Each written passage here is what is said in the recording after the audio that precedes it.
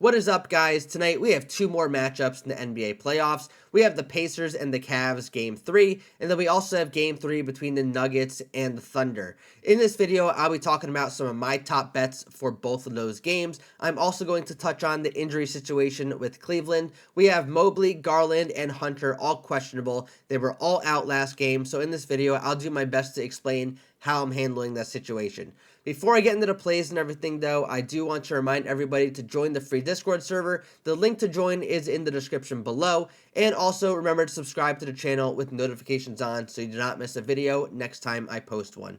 So we're going to head over to RotoWire, take a look at the injury situation for tonight. Like I mentioned before, Garland, Hunter, and Mobley are all questionable. That's really the only injuries we need to monitor tonight, but it is a big one because obviously if Garland is out, that's going to bump up guys like Mitchell. It's going to bump up Ty Jerome. If Mobley's out, that's going to bump up guys like Jarrett Allen. And if Hunter's out, it shouldn't have too much of an impact because he does come off the bench and he isn't playing like 30 minutes a game or so. But it will definitely affect some usage of these guys, maybe like Max Strus or some of these other bench guys, like even Ty Jerome again.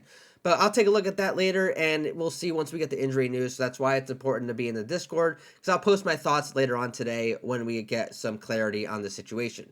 So for the plays, I use Outlier every single day to do my research and everything, and that's what I show on all these videos. If you want a 7-day free trial to Outlier, sign up using the link in the description below. It'll apply a 7-day free trial at checkout. It's a really nice tool. It saves me a ton of time with my research every day, and pretty much you'll see all the player profiles and how I use it in all of these videos.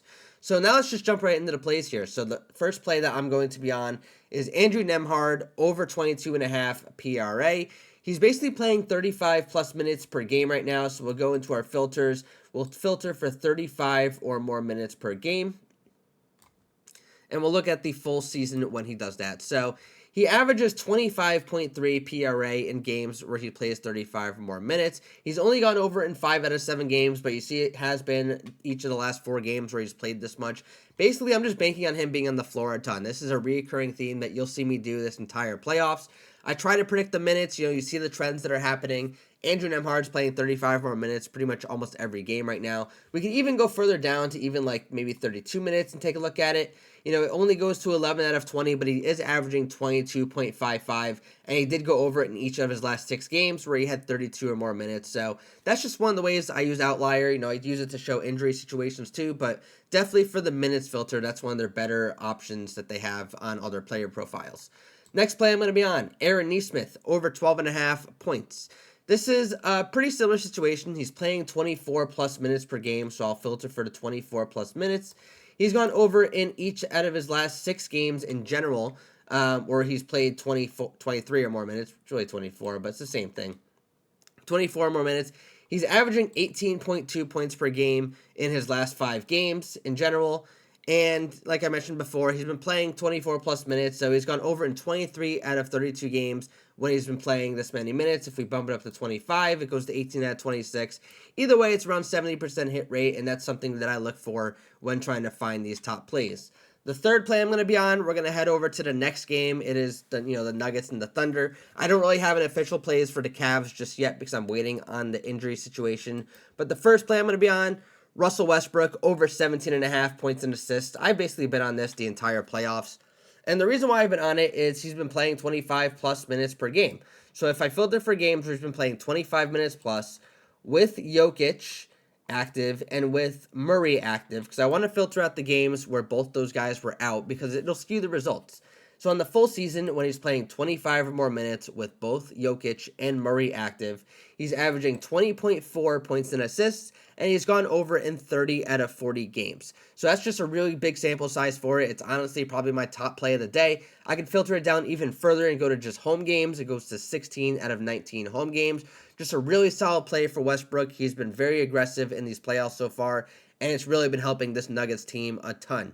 The next play I'm going to be on, SGA under points yet again. It did burn us the other night. He made 2 free throws at the end of the third quarter. He got fouled with like 3 seconds left. It was a very touchy foul. He was on 32 points, and that pushed him over, and then he sat the entire fourth quarter.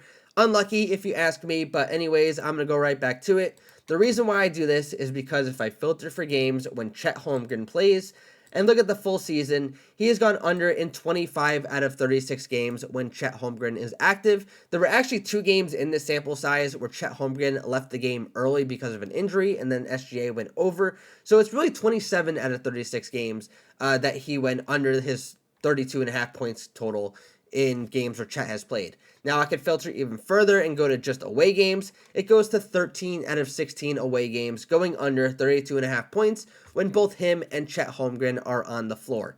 And the last play I want to touch on, it's more of a gut play, but it's Michael Porter Jr. over 17.5 points, rebounds, and assists. This line is just getting lower and lower, and he looks like complete ass out there. He is shooting 3 out of 18 from the field in the series. I know he has a bit of an injury. I think it's an ankle injury that's kind of hindering the way he's jumping. And he's only averaging 9.5 points, rebounds, and assists.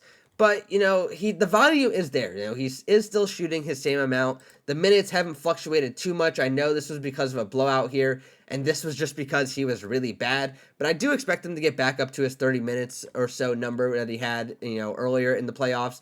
He was even getting up to 40 minutes in some of the games against the Clippers. I think that was an overtime matchup, but still getting a lot of minutes. I do think he'll be on the floor a bit more if he can just make a few more shots. And this 17.5 PRA number is probably the lowest we're going to see all year in Michael Porter Jr. He's gone over this number in 73 out of 86 games on the total season. So I just expect him to start making maybe a couple more shots, get a little bit more involved with the offense, and maybe he'll just smash this number tonight or the next game. But that's going to wrap up all of my plays for the video. Like I mentioned before, join the free Discord server. Join in, post your community slip. If we hit on the community slip, I'll give away all the cash to you guys.